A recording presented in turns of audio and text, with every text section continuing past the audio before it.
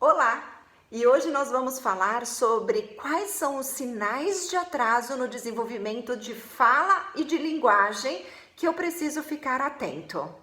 Será que esta criança precisa já de ajuda, de intervenção? Quando que eu vou colocar esta criança em intervenção? Vocês sabiam que desde bebê a gente consegue já perceber alguns sinais? Crianças que têm dificuldade para amamentar, crianças que falam pouco, que balbuciam pouco, que têm pouca interação. Tudo isso já são sinais para a gente ficar bem atentos. E aquelas crianças que com um ano e meio, gesticulam tudo, falam por sinais, aquelas mães que falam, nossa, o meu filho é super inteligente, ele se faz entender, ele se comunica, eu sei tudo o que ele quer, mas essa fala não vem. Não é interessante a gente pensar nisso? Por que será que todo desenvolvimento cognitivo de compreensão, de ação está vindo e essa fala não aparece junto, não caminha junto? Isso é uma coisa que é para a gente ficar com a pulguinha atrás da orelha, do porquê que essa fala não vem.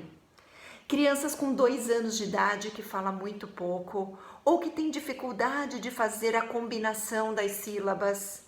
Crianças com 3 anos que ainda não fazem frases, que têm dificuldade de contar, né, de perguntar, de interagir.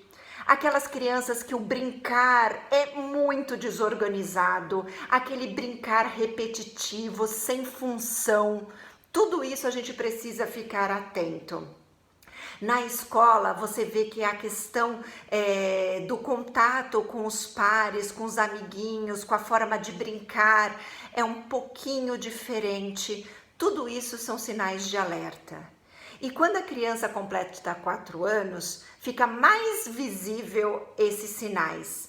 O vocabulário pobre, a fluência de fala começa a ficar estranha, gerar um certo incômodo. A criança cria aquela fala só dela, sabe aquela língua da criança?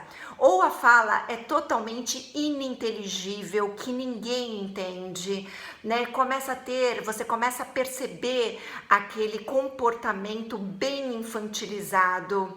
Começa a surgir as questões na escola do brincar sozinho, da pouca interação.